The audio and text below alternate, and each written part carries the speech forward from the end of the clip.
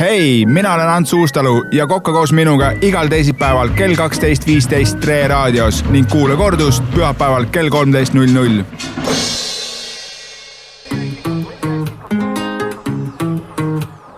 Algab jälle söögi tegemine, ole hea Ants. Ja nüüd ma räägin ära ka, et mis asi see kuritegu siis on ja millest see seisneb ja miks see kuritegu on ja see, et... Ja kas kohe lähen käed rauad minema? Ei, sellepärast ei lähe. Kuritegu on siis see, et mul on siin väga ilus Rohumaa veise steak, antrekoodi tükk, ilus marmor, see on tõesti Eestimaa Rohumaa veis. Ja miks see siis kuritegu on see, et me teeme seda täna panni peal, kuna me ei saa minna õue grillima, meil ei ole ka grilli õues, teiseks saab seal vihma, siis tegelikult nii head lihatükki, nii kallist lihatükki ei ole mõtet panni peal teha. Ärge seda kodus tehke, aga ma lihtsalt täna tahan... Miks? Mis vahet seal on? Vahe on selles, et sa ei saa selle panni pealt seda maitset kätte, mida sa grilli pealt. Miks? Sellepärast, et praeliha, see on lihtsalt bloody praeliha. Kui sa teed nagu grillsteiki, siis sellist tükki ei tohiks nagu teha nagu panni peal. Aga kuna me oleme siin keldris... Ja mina vastutan. Siis on minu süü, et mul ei ole sulle grilli valmis pandud, eks ole. Palun vabandust. No pole hullu, saame hakkama. Ja noh, ma ütlen, et ma restoranis ei telli mitte kunagi ennem steiki, kui ma küsin, kus kohas ja kuidas see tehtud on. Kui sa võtad nii hea tüki ja paned seda lihtsalt panni peale, sa saad selle küll valmis, on ja see on enam-vähem maitsev, aga sul pool läheb kaduma, sa ei saa seda maitset kätte. Ja järgmine asi, mida tuleb vaadata, Ott, alati maitsestad liha enne panni peale või grilli peale panemist. Ei ole nii, et panen panni peale, siis hakkan siin solgutama, sest kui ma panen pipart enne näiteks praegu. Oot, aga mina olen sellist lugu kuulnud, et kõigepealt nagu peab need, kui sa praegu kui panna soole ennem küpsetamist, siis mahlad vajuvad välja. Jaa, et me oleme sellest rääkinud ka juba, et kui ma panen selle tõesti hommikul, siis need mahlad tulevad välja. Aga kui ma panen praegu vahetult ennem, mul on siin õli, siis ma panen siia soola, siis ma panen pipra. Kui ma vahetult ennem panen, siis selle väikse aega ei juhtu mitte midagi. Aga juhtub see, et mul on panni peal ainult liha ja mitte nii, et piprad erad on.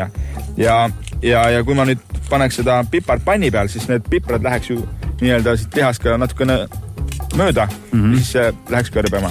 Nii, ja liha peab olema siis toatemperatuuril niimoodi, kui sa paned käe vastu, sa ei tohiks tunda nagu erinevust. Nii, pann meil mõnusalt suitseb, pann peab olema kuum. Nii, paneme ta tagasi siia. Paneme ühe veel ülesse, ehk siis 9 peale. Nii, nüüd paneme liha ja kui te liha panete panni peale, te lasete selle lõpu endast välja poole, mitte enda poole, niimoodi. Et mõned kardavad seda rasva pritsimist ja viskavad selle, võt see ongi ohtlik. Kui sa viskad enda poole, et see rasv tuleb sulle peale, siis sa nagu põletad ära, et sukest asja ei tohi teha. Alati, kui sa liha paned nii, et viimane ots läheb endast poole, välja poole, mitte nagu enda peale. Nii, ja nüüd ongi see mörv. Nüüd see mörv toimubki siin. Me panime väga kvaliteetse liha lihtsalt panni peale, sellepärast, et Ott Ojandu tahtis ja seda ta saab. Aitäh. Et räägime ise, mis antrekoot tähendab täpsemalt? Antrekoot on üks lihasgrupp ja see on siis peale kaela, nii et väga mõnus steigi liha ja sinna paneme muidugi võid ka. Või siis annab talle parema maitse ja teeb ka selle liha pruuniks, et... Aga kuidas grilli peal see asi käib? No grilli peal oleks nii, et võid ei saaks panna, aga saaks mõnusalt grillida ja ma praegu juba tunnen seda igavat praelõhna, ma peaks ütlema, et see tavaline koolisöökla lõhn tuleb, et kuigi see liha saab väga hea, nii hea, kui see panni peal saab üldse teha seda, aga ta ei ole mitte midagi väärt, nagu selles suhtes, et restoranis mina selle peal raha ei raiskaks. Aga nüüd kuidas see grillimine ikkagi käib? Mitu korda seda seal ümber tohib keerata, kui kuum see olema peab?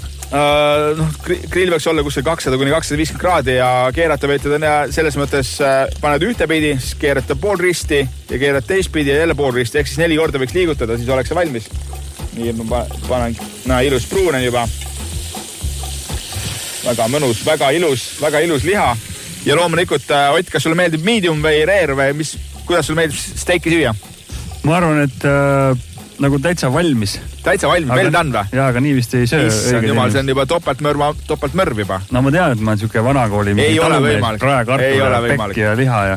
Aga loomulikult Mina ei anna sul täna seda liha nii-öelda valmis kujul, ma teen sellest mediumi vähemalt ja medium on hea ja siis sa saad sellest lihast nagu aru ka, et on aeg õppida nagu asju teistmoodi sööma ja nii kvaliteetset lihatükki ei tohiks nagu kindlasti well done'iks teha ja see well done'i asi võiks nüüd üldse ära kaduda maailmast ja sööme ikka mediumit. Muidugi sa pead teadma, mis asi mis asi on well done ja mis on medium, mis on rare on ja tegelikult süüakse ka täitsa blue'd nii-öelda, aga Blue on allitanud. Ei, Blue on nagu täitsa toores, et see on täitsa selleks või omaette saate teha, kuidas seda tehakse. Eestis seda väga palju ei tehtagi ja kas see on ikka selline moevärk, see toore söömine? Täitsa toore söömine? Ei, see on ikka pigem selline, et see on maitse, see on elamus. See on see, et sa ei lähe seda restorani lihtsalt kõhtu täis sööma, vaid sa lähed otsima mingit lahedat elamust. Nii, aga Ott, ma arvan, et see on enam-vähem valmis. Ilusti pruun on ta küll, kahju kohe. Ja nüüd peab muidugi katsuma näpuga, kuidas on. No, laseme natukene veel, siis on hea, siis see ei ole sul nii reer see, et ma muidugi ei võtnud lusikat kaasa, muidu ma saaks ilusti glasuurida seda lihasid nagu väljaspoolt ka, et puhtalt minu viga. Aga sellega poolest saab see liha valmis, ma keeran korra veel teise külje. Nii, ja ma ütlen, see marmor on läinud nüüd selliseks kuldpruuniks ja noh, ta näeb väga ilus välja, aga endiselt see pann ja liha ei käi kokku. Aga kuidas see nii kähku siis nüüd valmis saab? Muidu hoiad ahju, see tükk aega liha, siin laks. No see on kvaliteet teha, see saabki valmis. Seal ongi see vahe. Seda ei olegi vaja ahju panna, see kohe saab valmis. Ma põhimõtteliselt võtan selle pliidi juba siit tagant ära, lükkan selle nulli. Sinu suitsuandurid peavad ka täna ilusti vastu, peaks ütlema. Midagi seal vilgub, aga ma ei tea, las ta vilgub, roheline tuli on okei. No roheline on okei, jah, vähemalt vanasti öeldi, et roheline on okei. Mis selle tükiga veel hullata võiks, mis sinna peale võiks näiteks veel panna, midagi huvitavat? No mina nagu, sa mõtled, kindlasti sa tahaks seda katta veel juustuga, et siis lihamaitse ära üldse kauks. Ärge seda tehke. Ma ikka nii ei päris ei mõtle, ma mõtlengi seda, et mida ma üldse nagu pole kuulnud, äkki mingi imeasja, ma ei tea, või ei ole, või liha on liha. Liha on liha, kui sa teed steigi asja, siis ma ei soovitaks sinna peale panna mingit katet, et vanasti pandi juustu, munavalget, seeni, mida iganes. Loomulikult sa võid kõike seda panna, aga noh, mulle meeldib, kui ma võtan korraliku steigi, siis ma tahangi saada ainult liha ja päris palju tipprestoranides ka tänapäeval tehakse nii, et kui sa steigi tellid, siis seal muud ei olegi. Klaas punast veini, hea steak ja end of story nagu. Nii, kastet ei käi kõrvale? No, võid punaviini kastet sinna panna. Nii, Ott, aga nüüd on niimoodi, et sa pead tulema nüüd siia seda sööma. Ma panen siia väikse suitsu ajooli, et oleks seda parem süüa. Nii, ja nüüd ma lõikan selle lihtsalt lahti ja ma tahan näha, kuidas see asi siin siis olema hakkab. Näe, vaata, palun. Nii. Ilusti küpsend, natuke punane, see ongi hea. Nii, siin ei ole vist muud, vaata see rasvane osa on ikka väga kvaliteetne. Ole hea. Mis rasva ikkagi peab sööma, mu lemmik on ikka, kui on rasv see. No proovi, see on hea. Ideaalne. Nägite siis mingi 5 minutiga sai see nii-öelda see liha valmis. Ja rohkem ei olegi vaja. Lihtsalt sööte sellise korraliku steigitüki ja endiselt see, et kui teil on võimalik ikkagi grilli kasutada, palun kasutage grilli. Ärge minge seda panniteed, sest et pool maitset läheb kaduma. Ja nagu ma ennem ütlesin, et kui te ostate turu pealt mingi mega kalli tüki, nüüd selle kilo hind võib olla mingi 22-23 eurot kilo, see on natuke rohkem kui tavaline lihatükk ja kui te seda lihtsalt panni peal siis niimoodi teete, siis võib-olla see ei ole kõige mõistlikum tegu, nii et... Näe, sul ongi mingi kaste seal, mis see on? Mis kaste, kus kohas? Näe, seal taldriku see on suitsu ajooli. Just. Suitsu ajooli, siis ma panen siia peale natukene, panen siia peale neid salatit ka, sest salat ja veis on ikkagi käivad käsikäes. Siin mul on siin natukene punast sibulat, marineeritud punast sibulat, see on ka sinu lemmik muideks. Ja.